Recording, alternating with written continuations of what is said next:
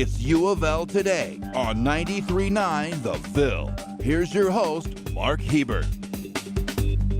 And welcome to U of L Today with Mark Hebert on 93.9 The Ville. So glad you're joining us for this show that is about all things U of L. Great research, great students, programming, things going on at the University of Louisville. Hope you'll stick with us for the next half hour or so. We've got some interesting topics to talk about. But first up, you've read, heard, and watched plenty of stories about the heroin epidemic destroying lives across the country and right here in Louisville. Dr. Erica Ruth is the director of the addiction program in the Department of Psychiatry and Behavioral Science in the U of L School of Medicine, and she knows firsthand the impact that heroin is having on families right here in our community. Dr. Ruth, welcome. Glad you're here. Thank you for having me. All right, well, tell us a little bit about the heroin problem. Is it as bad as we keep hearing in the media? Is it as bad? Unfortunately, it is. It definitely is. It is touching all walks of life. There is no socioeconomic status that protects you from it. Again, oftentimes it can start as abuse of pain medications that are prescribed, and then the body becomes used to them, and from there, use increases. At this point, oftentimes doctors will not prescribe anymore when patients start running out early and they feel there is no option for either pain control or fear of the withdrawal symptoms, that they are willing to turn to heroin. Wow. So in an average family in Louisville, you might have somebody that's got a job, a couple of kids going to school, average person, maybe has back injury, starts on Oxycontin, manage the pain, and after that, no more Oxycontin, they turn to heroin. That's pretty much, I think, what you're telling me. It is. Wow. It is. There are people who start with heroin, but that is not always the case. It can be somebody who holds a job, has children, is just trying to get their pain managed, and many people who start on these pain medications have not even realized that they are so addictive and have the potential to take over your life. So you're a psychiatrist at U of L. So where do you fit into trying to manage and help this heroin epidemic that we have in not just Louisville, but everywhere? I am specialized in addiction, so I am an addiction psychiatrist. There are a few of us here in the city, and I went through the training program, fellowship training program here at U of L that we have for this specialty. It allows me and the others who have gone through it to be able to see the dual diagnosis part of it. And dual diagnosis is where the interface of mental health and addiction meet, and how we treat both, and how important it is to treat both. Many people who treat addiction are not as comfortable treating mental illness, and many people who treat mental illness are either not aware of the brain chemistry or the effects that addictive medicines can have. That's where I come in. And do they often, and at least when it comes to heroin addiction, do they often mesh? Is there a point where mental illness and addiction meet and cause the problem? Or are they two separate issues that kind of converge? Yes and yes. Okay. There are those who start with whether it's a traumatic incident or prolonged traumatic incidents in childhood or something in later adulthood, and they turn to drugs to numb this out, and then they haven't taken care of those. Some people also have depression, anxiety, and don't know how else to treat it other than drugs and turn to that. And it works for a period of time. People wouldn't use drugs unless it worked. Unfortunately, the toll that it takes and how much it takes over the brain becomes not sustainable. The other issue becomes there's a lot of traumatic things that happen. There are a lot of traumatic things that happen for people who are on the streets. And so then depression, PTSD can develop from that. And so whether you start with it or whether you end with it, there is likely a mental illness component that does need treating.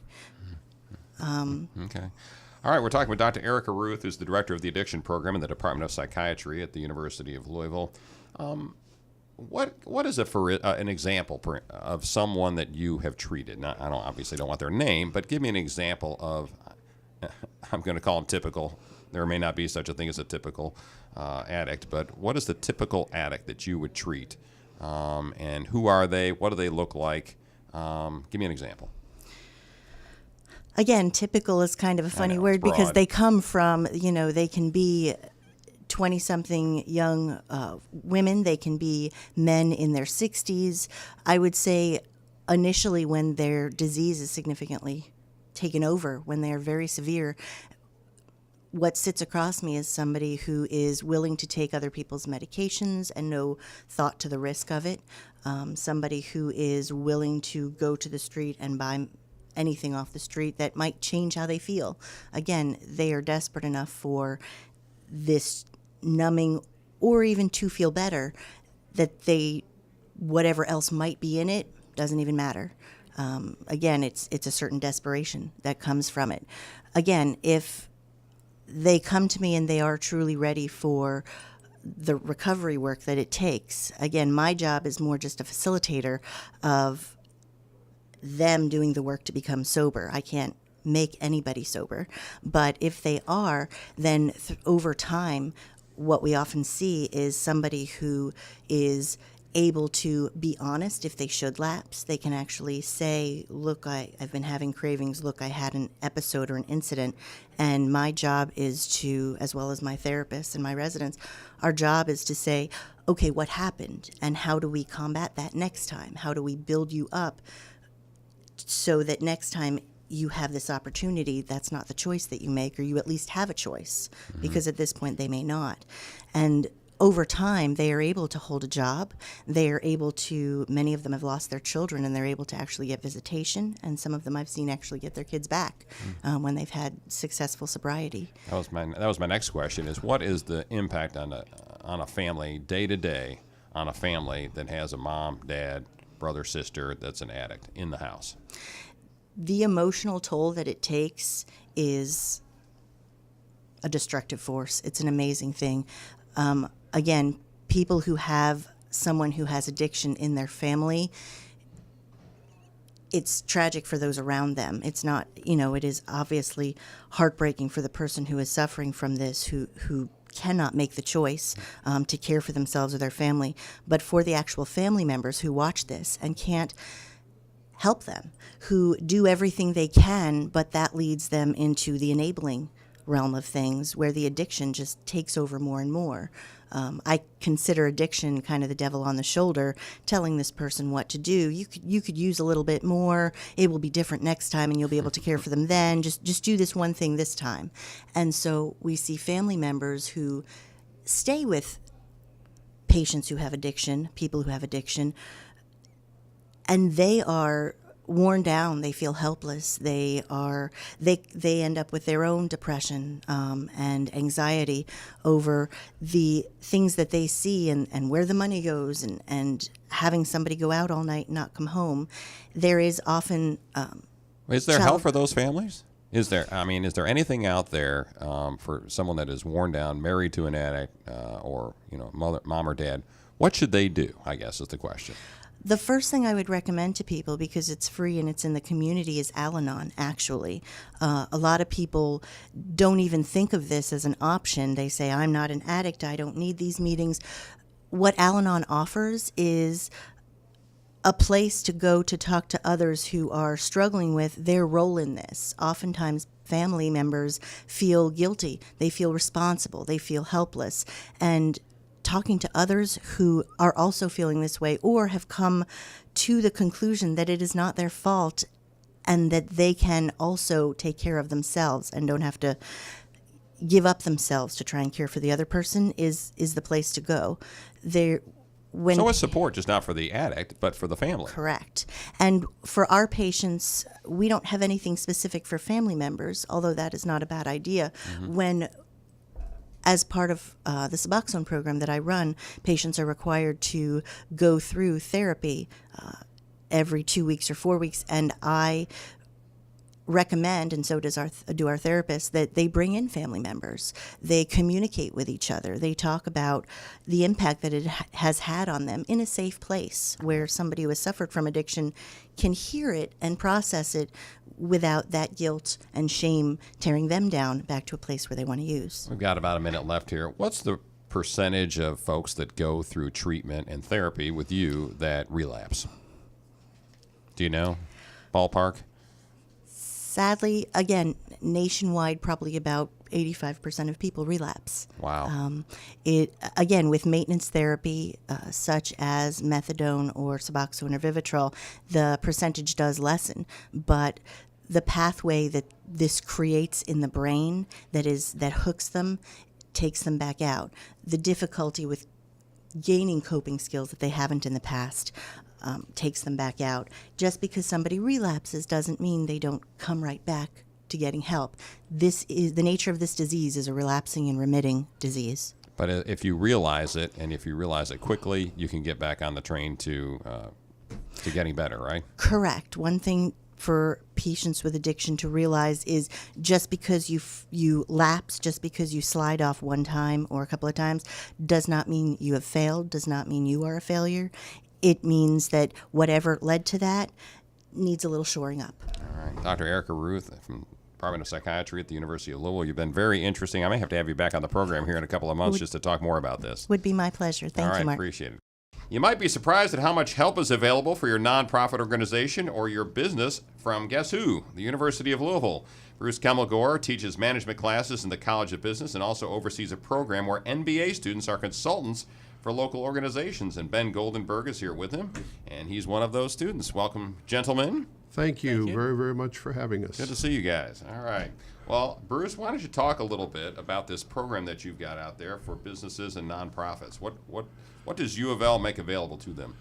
Well, we have been committed to community outreach for many, many years, and this particular program captures the talents, skills, and abilities of our students and allows the students to apply that knowledge to area organizations that might be encountering challenges or have specific needs that are inhibiting the growth and future potential economic impact of their particular organizations. So give me a for instance. I own a plumbing company and I'm not making enough money. Can I pick up the phone and call Bruce and say, hey, send somebody over to help me out? You certainly could. And again, whether it be our MBA student teams that are primarily geared toward strategic issues and more long-term planning type issues, or our senior level students that work through the Small Business Institute to help more of the traditional small businesses, we are well equipped to assist any kind of business with almost any issue,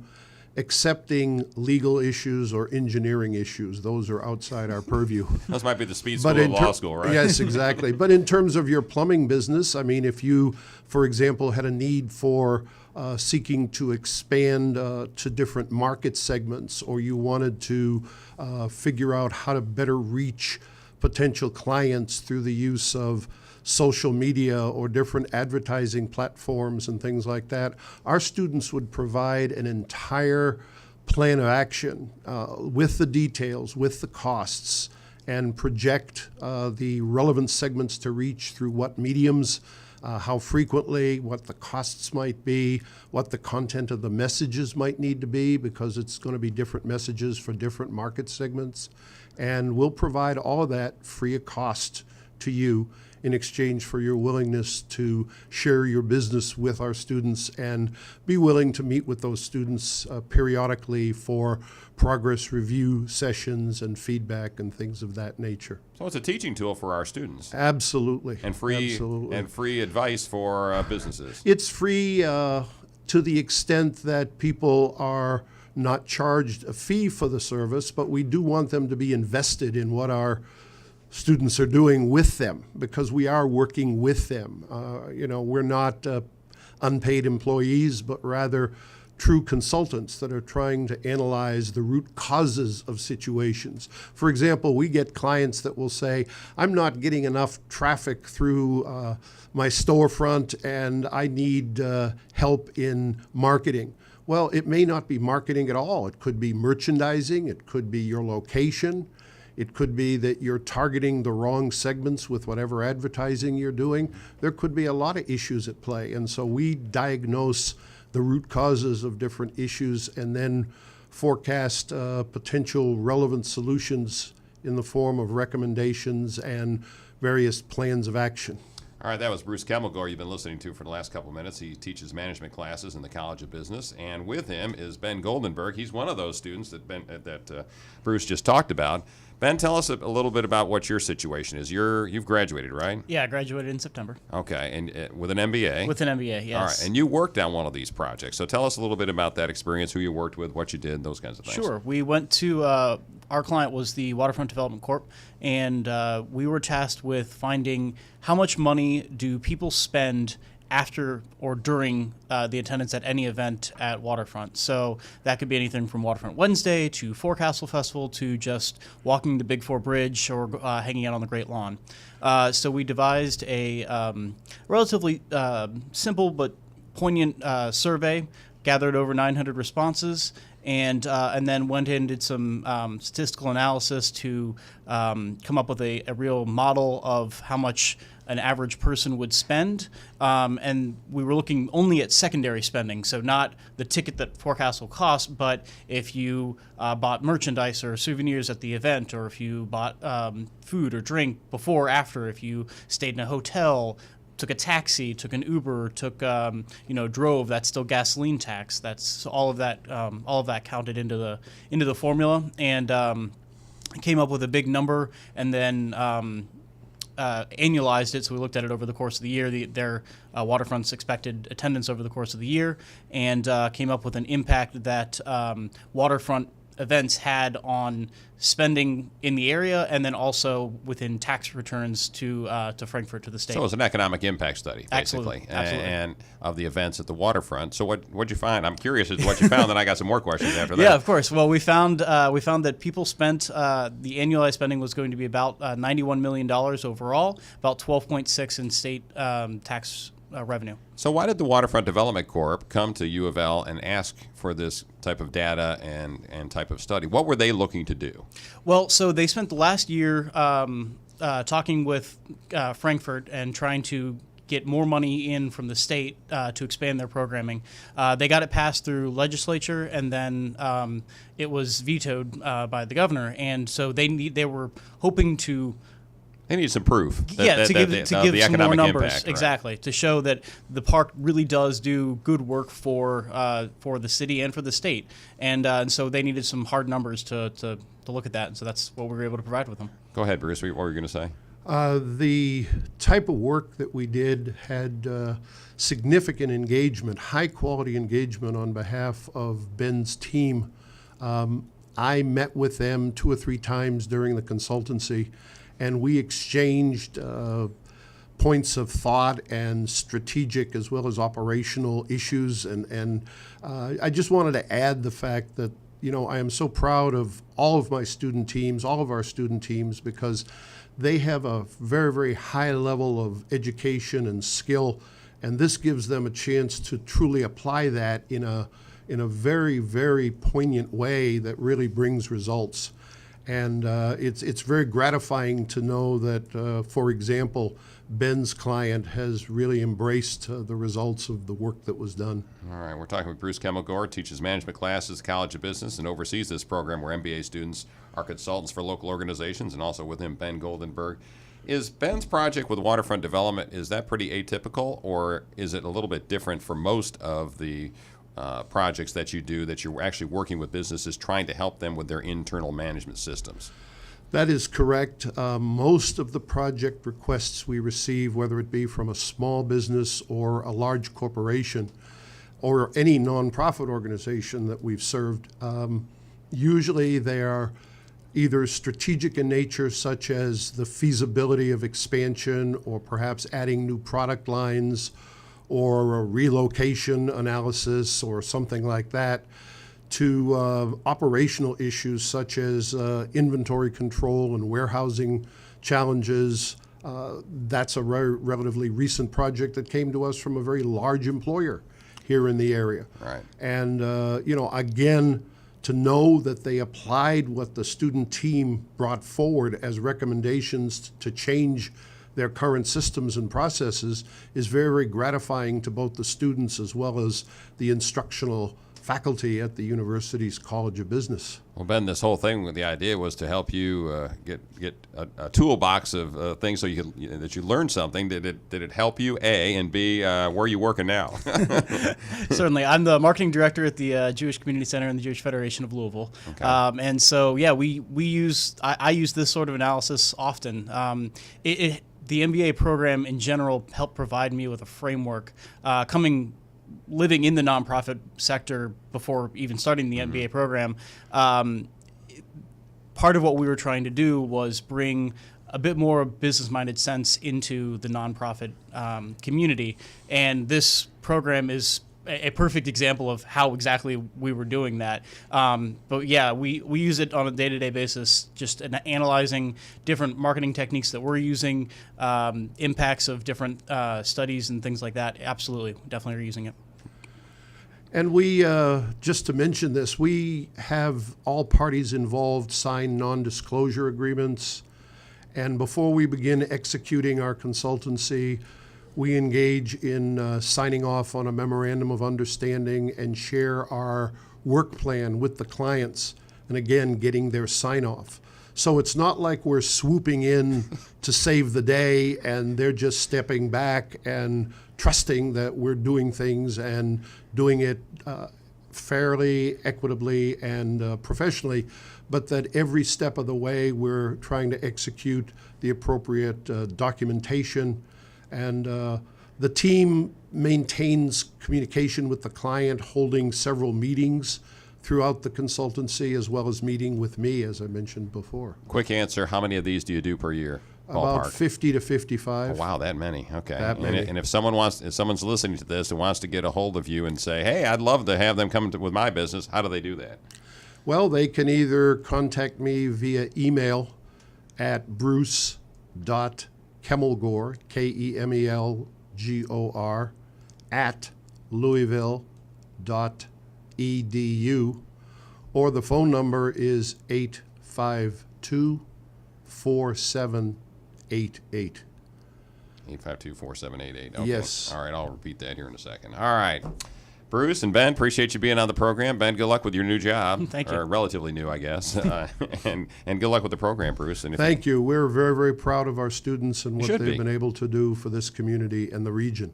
Brock Burton is a student in the entrepreneurship program at the University of Louisville. I met him at a UofL version of the TV show Shark Tank a couple of weeks ago. That's where UofL faculty and others pitch their ideas and invention to judges who grill them with questions, then give them pointers on how to improve their pitches or products. And Brock decided to make a pitch at that thing, and I was just very impressed with his pitch for his product, even though it didn't go anywhere. But You're too kind. But you're very energetic. So I thought I'd have him on the program, talk a little bit about the entrepreneurship program, what he's learned, and a little bit about his idea. Maybe someone listening out there will say, oh, that's a great idea. I want to invest in that, Maybe they'll Brock. contact me. Maybe Who they'll knows? contact you. There you go. All right. Well, let's talk a little bit about the entrepreneurship program, which you are in at the University of Louisville. What are you learning? Just about everything it takes to run a business. I honestly didn't realize how difficult it was to start your own business when I first got into the program. But the one thing that I could probably take away from entrepreneurship is cover all your bases, because if you're not thinking of it, someone else is.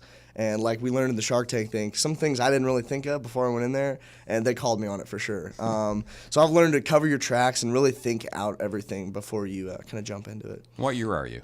I'm a senior, but credit-wise, I'm a junior. Okay. So So I went to Georgia Tech my freshman year Okay. for computer engineering originally. decided you didn't want to do that, huh? Yeah, I just Kinda realized. Yeah, I mean, not even that. I mean, I enjoyed the material. I think like an engineer, but I just realized I wasn't enjoying my classes too much. I just didn't want to be stuck in a lab programming, to be honest, if we're being very frank. That's okay. I'm a people person. I like to talk to people. Yeah, I can tell. So, so I talked to my dad. I was like, I really want to switch to business. I don't know what I want to do in business, but something. And he said, you have in-state tuition at home. Might as well come back home. And then that's when I checked out the entrepreneurship program. And you like it so far, Oh, obviously. fantastic. Love it. Everything about it. All right. Well, let's talk a little bit about your idea. I thought it was for sure. I thought it was innovative. Whether it was realistic, I don't know, but Right. it was innovative. So tell folks about what your idea was for this class that you had. Yeah, so it was Business 306 or English 306, a business writing course, and basically myself and my two other group members, Christina Hamby and Sarah Jump, great girls if you may ever meet them. We were thinking of ideas for our project, and it was basically the Cardinal Fund was giving out a $150,000 grant to students to better the U of L community in some way or another, and we had to write a business plan for it. And so we were thinking, like, what is the biggest problem here at U of L? We were racking our brains. And then one day someone came into our group and we're like, hey, sorry, I was super late, couldn't find a parking spot. And we're like, well, that's it. We got to do that. We got to try and fix that. And, ideally, the perfect solution would be everyone gets a front row spot, wherever they want. But that's impossible. So our thought was we got to make do the most effectively with what we have. And so our idea was to create an app along with some hardware as well that basically monitors all the parking spots that are available on campus in real time.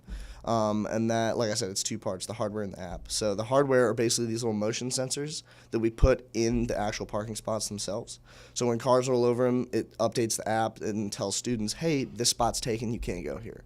There's also solar panels that we had an idea for in those cones, or in the little things that go in the ground to power themselves, basically. And it would connect over U of L's Wi-Fi as well. Okay. And then the app side of it is basically you could view all the parking spots in 3 different ways. A color-coded map, green meaning the spot's available, red meaning it's not, it's taken. A live camera feed option, which we thought about, didn't look too much into it, but just put it in the business plan.